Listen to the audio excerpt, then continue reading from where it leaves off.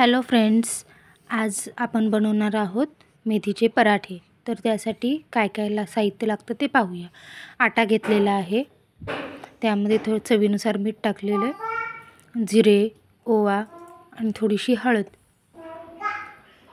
थोडीशी कोथिंबीर, मेथी छान धुवून बारीक कट करून घ्यायची आणि चवीनुसार लाल तिखट किंवा तुम्ही हिरवी मिरची देखील टाकू शकता। थोडंसं तेल टाकलेलं आहे आणि पीठ छान असं मळून घ्यायचं आहे।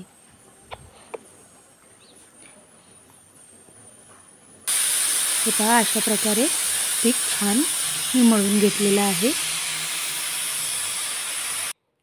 आता हे अशा प्रकारे गोल गोल गोळे कणकेचे गोळे करून लाटून घ्यायचं आहे।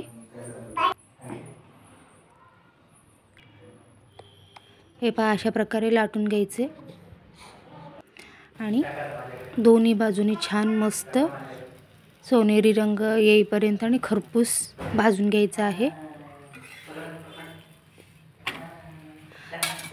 पराठ्याला तुम्ही तेल किंवा तूप किंवा तुम्हाला आवडत असेल तर बटर देखील लावू शकता। इथे मी तेल लावून घेतलेलं आहे। लहान मुले देखील अगदी मस्त आवडीने खातील। त्यासोबत मी बटाट्याची भाजी आणि सलाड, टोमॅटो आणि कांदा घेतलेला आहे।